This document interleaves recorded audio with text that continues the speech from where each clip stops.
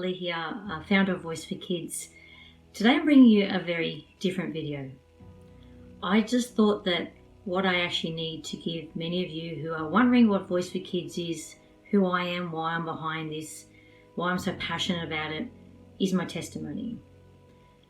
Testimonies bring a lot of power, they bring a lot of understanding, and they give you a reason why someone does what they do.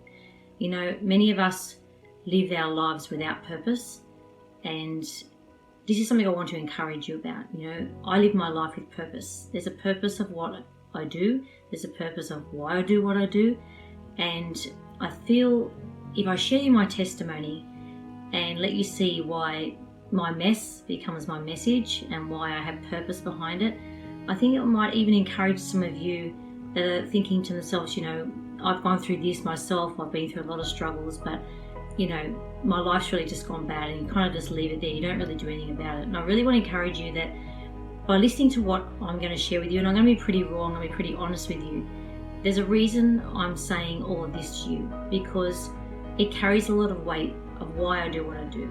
And many of us go through challenges in life where we don't know what to do with those challenges, but suddenly, somewhere along the line, those challenges can change to be a positive, and we can actually encourage and help other people. So anyway, I'm going to be really honest and leave no stone unturned, as they say, and just give you, my background of why I do what I do. So I was brought up in Sydney, Australia. If you happen to know the Southern Shire, that's where I was brought up. I was a shy girl, as they call it. And, for me, my life was fine. I, had an older brother, 2 years older than me. And, the cat and the dog and the house and the in-ground pool, and my dad had built me a cubby house. To me, my life was great. I saw nothing wrong with my life. My dad was very busy. Yes, my dad was in council at the time. So council, a lot of people have mayors that run councils. He was actually called the president of the Southern Shire Council. And my dad lived a very busy life, I must admit. My mum, she ran a clothing business called Cucumber Castle. And she did a lot of things, but she was out a lot with him and doing a lot of things with him. A lot of the time we did have a babysitter a lot, and to me that just seemed like it was my normal life. But then everything changed. So I was 9 years old, my brother was 11 years old. I came home from school one day, and my nan was actually at the house as well. And I remember walking into the house and thinking, this is strange that everyone's home in the afternoon, even my dad being there. And they sat us down and proceeded to tell us that they were separating. Now I can tell you in that moment for me, I had no idea what that meant. What does it mean by separating? I'm 9 years old, I've just come home from school. I'm expecting to throw my bag down and go to my friend's house and play. It was very much, it was like a shock for me, shock situation. So I didn't know how to respond, what to say. What do you say in the moment when you're a child? What do you say to your parents? What do you mean, separating? A lot of kids go into a shock state and they don't know what to say. So this was me. And I remember just looking at my parents and trying to work out, as they're talking, what this actually all meant. It didn't download to me that this meant as of tomorrow, they're no longer going to be living together. I didn't comprehend that at all. It's a lack of communication in that moment, I think, for me, a lack of understanding. And I guess for my parents, they weren't really sure how to deliver me the information. The thing that I want to say to you that was really hard for me from that moment on was there was no real communication from that point onwards. Just going back a few steps to say why the divorce actually took place. My dad was quite a strong figure, and my mum pretty much just went with the flow of what my dad did, but it became too much for her. She ended up in hospital and had a nervous breakdown. Now I remember visiting the hospital with my dad and my brother. I didn't really understand why she was there. I really didn't understand, but she'd had a nervous breakdown. That's when things get too much for people and they just emotionally can't handle things, and their whole nervous system breaks down and they pretty much collapse and are exhausted.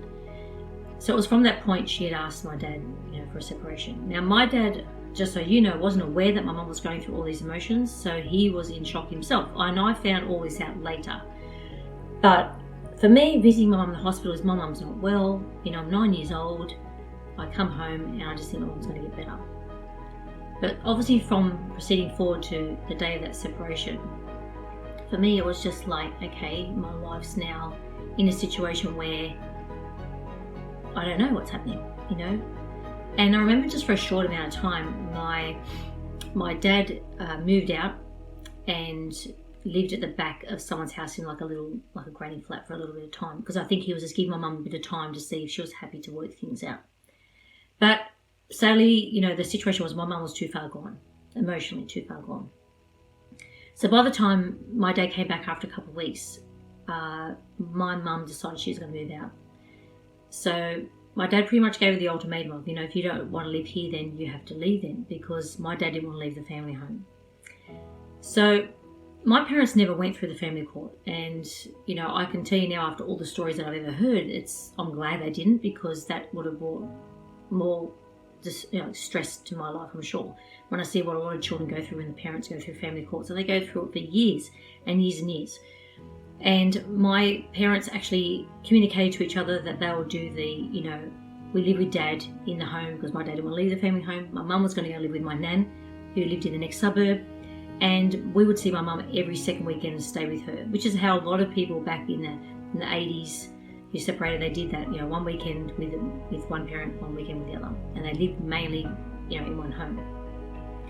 So when my parents first separated, I'd see my mum every afternoon, you know, still she'd just come over to the house and give me afternoon tea. That happened for a short amount of time. And eventually that stopped, and I would just come home to a cold home. And how I interpret that was, it suddenly wasn't a home, it was a house. It didn't feel like a home for me. I walked into somewhere that I felt was very cold. It wasn't, to me, something that I felt was representing love, representing family.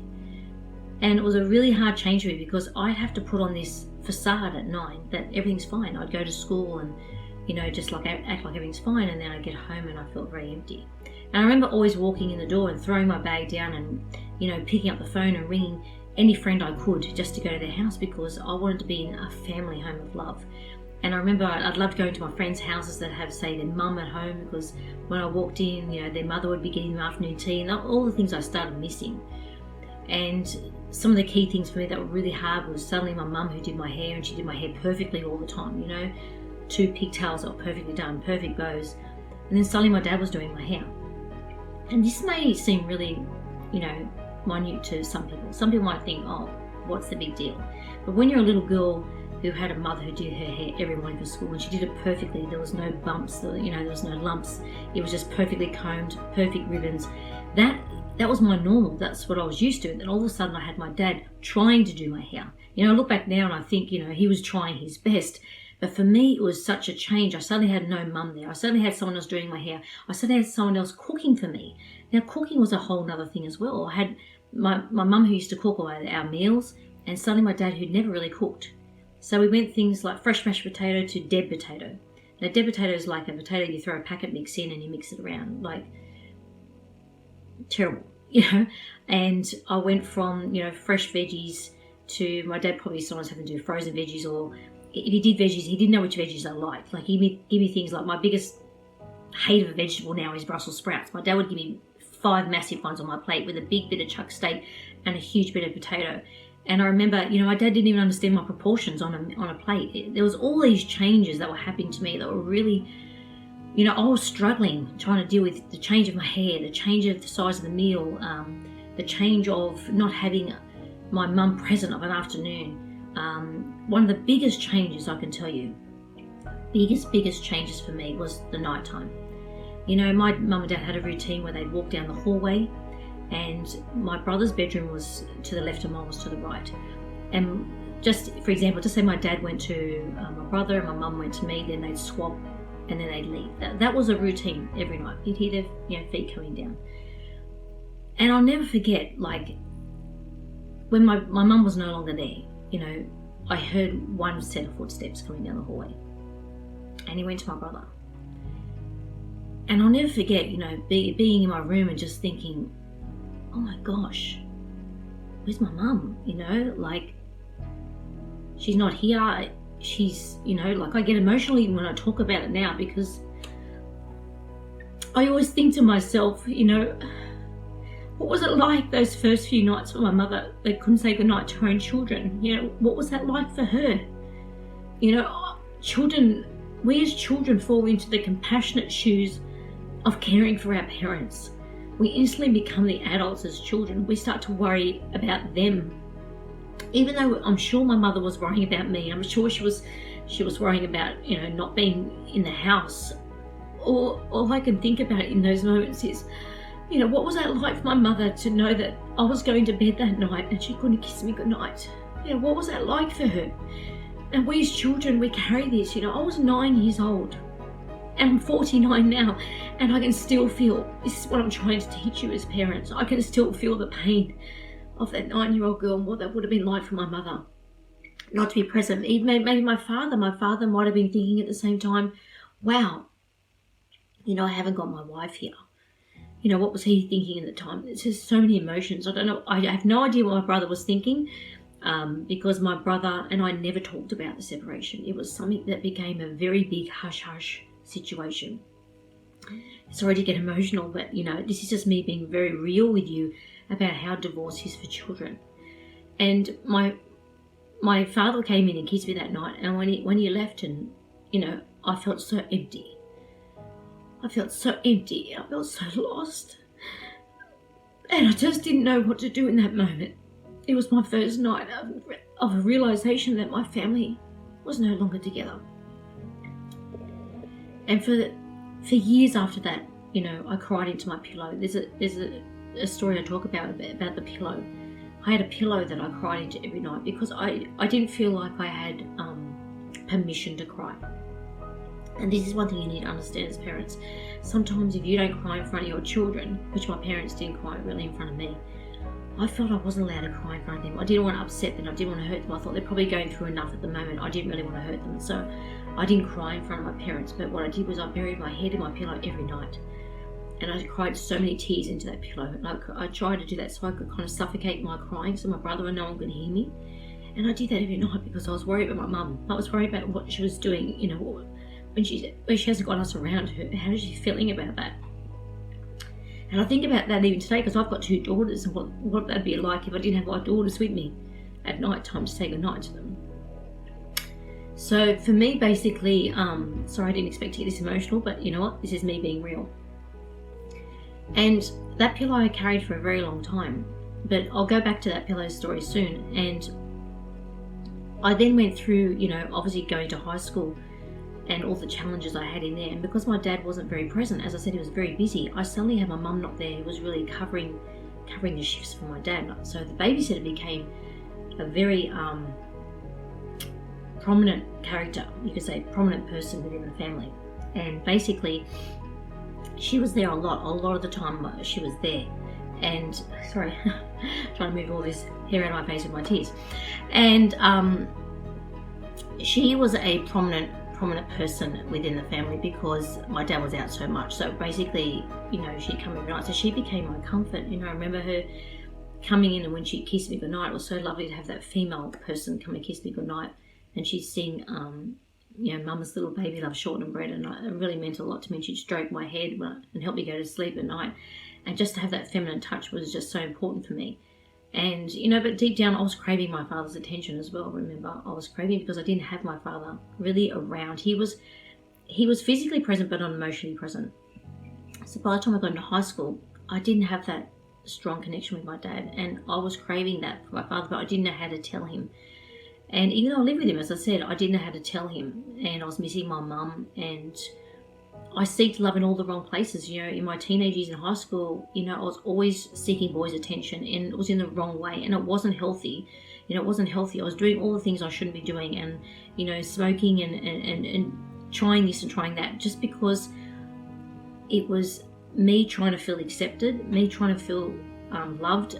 I felt rejected, and I didn't know how to seek love in the right way. I wasn't getting any clear instruction. I felt like I was on this road of destruction, but I was driving it myself.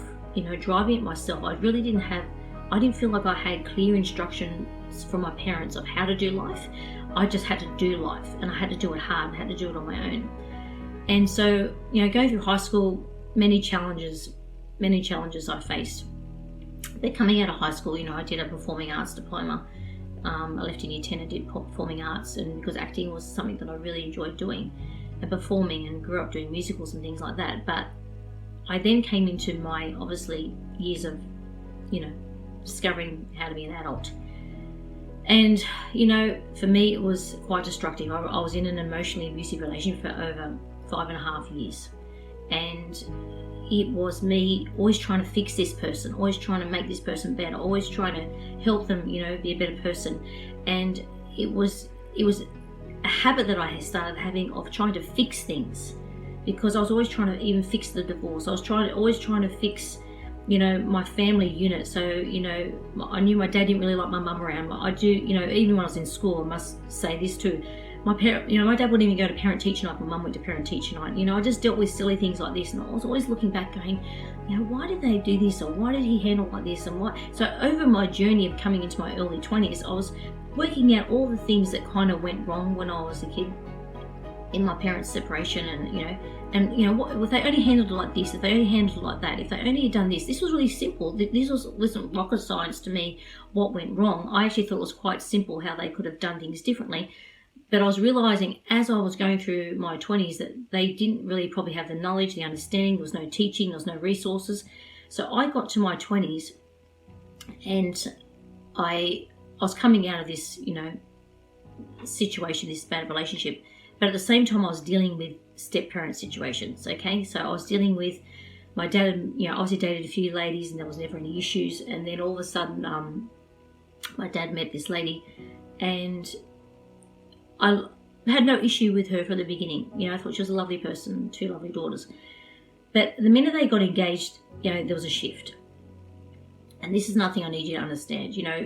This is a key part of a lot of why I do what I do, because this part really made me realise that, wow, one statement can really change a person's life. And I was in the kitchen one day. My father called me in with my stepmom, because they were engaged at the time, and sat down and proceeded to ask me to never speak about my mother in the house anymore. And I remember in that moment it was like poker face. I didn't know where to look, what to say. Should I be answering him? Should I be angry? I was feeling angry. I really wanted to, hit him because I was that angry about it. I'm thinking, why would you ask me to not talk about my mother in the house? You've dated ladies before this lady. You've never had a problem before about me talking about my mother. She's always picked me up every second weekend from the front door. Yes, you haven't kind of corresponded much. You don't like going to parent-teacher night with her, but at the end of the day, you've never asked me to do such a thing. And it was in that moment at 17. So I've gone back a bit from, as I said, I was getting to my 20s. I'm just going back a little bit because I need to understand that as I was coming out of that bad relationship, I was dealing with step-parents stuff. I realised in that moment that, here I am at 17. I'm still trying to comprehend what happened at 9. I'm still trying to deal with all the anger issues that I'm dealing with. I'm still trying to deal with life. I'm a teenager. I'm dealing with all that stuff. And now I'm being asked to not mention the person who brought me into this world, the person who I probably, one of the first words you ever learn, Mum. I'm told to not mention them in the house anymore. And honestly, something in me just flipped. It just flipped. I was so angry. I was so angry inside, but I was scared of my dad and I didn't know how to answer him. And I remember just walking into my room and I just ran my mum and cried, and I just said, I can't do this anymore. I cannot live here anymore. I cannot deny you. You're my mother. How do you deny a mother? It'd be just like if my mother asked me to deny my dad. I couldn't do it. At the end of the day, children love both their parents, and to deny one, or to be asked to deny one, is so wrong. You should never ask the children to deny one of their parents and act like they don't exist. So it was not long after that, within the week, my mum came, and I told my dad I was going to go live with my mum. And there was no big argument about it, because I feel deep down maybe my stepmother was quite happy with that suggestion, because I seemed to be ruffling too many feathers in the relationship between him and my dad and her. And I remember the day my mum pulled up, and I thought to myself, well, this is it. You know, I've packed as much stuff as I can in my bag. I've still got my bed here. I've still got my bike here. I've still got all these things. So we as kids, you know, we think about all the things that we still have that are there. And I think I'll get this later. I'll just grab the most important thing, you know, just the clothes. And I remember walking down the backyard. My dad was gardening on that day, you know, with my stepmom. And I remember I bent down. I just said, oh, Dad, I'm going. And, you know, I think he was in total denial. He just said, okay, and I gave him a kiss on the cheek, if I remember, and I just walked off. And it was a long backyard, let me tell you, it was a really long backyard. So I remember he was right at the backyard, at the back fence, and I just turned and walked. And I just didn't even feel to turn around and look back at him because he showed me no emotion of me leaving. There was no, like, he was upset that I was going. He just said, okay. And I just walked. And it was like walking, the best way I can describe it was like walking out of my life. It was like walking out of everything that I ever knew. And I was walking into a whole nother world. And I got into the car with my mum and I just cried and I cried. And she just said, it's okay. Like, she could see that I was really struggling with making this decision because I loved my dad, still love my dad, but he'd become a different person. He'd totally become a different person from this relationship he was having. He wasn't the dad that I knew. I mean, my dad wasn't ever an overly affectionate person, I'll be very honest with that. He wasn't ever an overly affectionate person, which I found out later from my mum, that his father wasn't very, and parents weren't very overly affectionate, so sometimes they grow up that way, and that's fine. But, you know, it was just not the way I ever pictured my life to be, that I'd have to say, see you later, I'm moving out, and have no idea if I'm going to see him again. And within the next few months, honestly, you know, letters went back and forth. Sometimes the best way I could tell my dad how I was truly feeling was to write him a letter, and so that's what I would do. But, you know, sadly the letters would come back and my dad would write one and my stepmom would write one, and it seemed like, you know, everything we've ever done for you, how could you do this? So it was really blame. I got letters back like that. So I just realised they weren't in the right place, and I just had to shut myself off from them. Because slowly the phone calls, you know, diminished, and I didn't get much phone calls from my dad. And I know my mum reached out many times to my dad to say, you know, Karla really needs you. So in those 5.5 years of relationship, because I was near the end part of that 5.5 year relationship when this was getting pretty bad with me. So from 17 is when I left, but in that 5.5 year relationship, towards the end of that, so that was when I was 19. So in the next 2 years, I started that relationship at 19, but in the next 2 years that I was on and off trying to always contact my dad. So, you know, I left them at 17 and a half. By 19 I was in this relationship and I was still trying to have a little bit of contact with my dad. Occasionally I'd see him, but pretty much by the age around 25, you know, there was no relationship. And they actually had a child. Which I heard through the grapevine. They're having a child, and I was just trying to tell them that, you know, I don't want to put another child in the middle of our situation, that we need to work it out. And I did try and work it out with my dad. I did try and go to him at 22 and work things out, and pretty much what they'd asked me at 17 to deny my mum, they denied at 22 that they ever asked me that. So I knew that they weren't in a place of being honest and truthful, and I was always, and I still am today, a very honest and transparent person. So I just knew, because they're not in a place that they can actually, what I would call, be honest and truthful so we can move forward, I just knew I had to then step in my own lane and just go for it. And for me, I was 25 at the time, and I just decided, you know, I need to make choices for myself right now. You know, no one's going to show me how to make the right choices. I need to make them for myself. I knew what was right, I knew what was wrong. I knew I dabbled into many things in that 5.5 year relationship. Rave scenes, all these drugs, all these things that were distracting me and trying to pull me to find love. I was going all the wrong way. Alcohol, I was going all the wrong way, you know, all the wrong way. And I just knew that something had to shift. And it was my mum's best friend actually that came to me one day and just said, Karla, you know, would you like to come to church with me one day?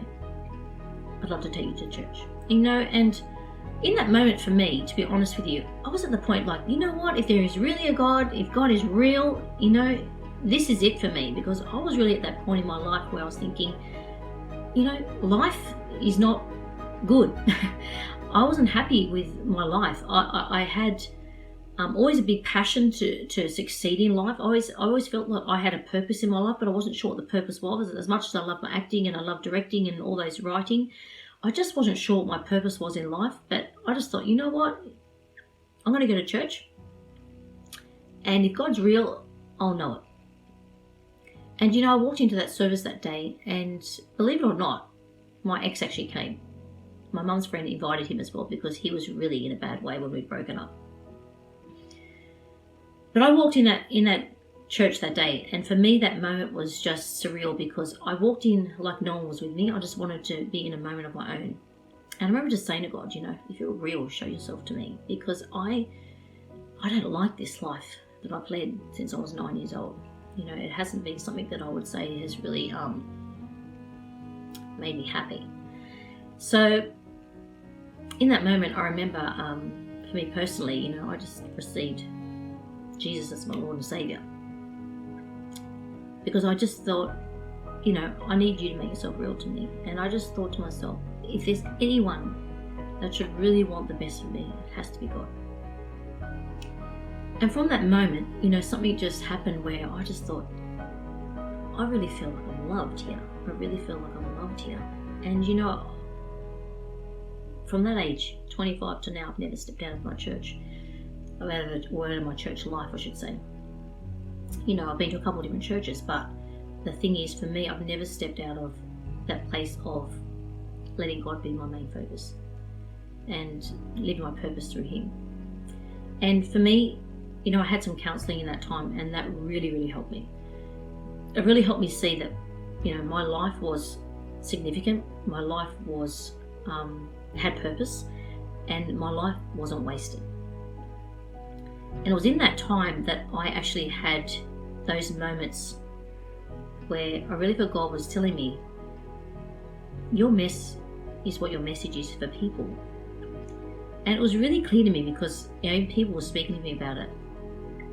And I thought, wow, I really know so much information about what went on in my past, and I really know that I could take that information and actually give it to some parents so that they don't have to put their children through this. I went through 17 years of pain that I really think kids don't need to go through if parents learn how to communicate to their kids. If they had the skills, they had the tools, the tangible tools to implement now. If the parents knew how to co-parent better, how to get along better, how to work in the best interest of children, they don't have to do, what was done to me.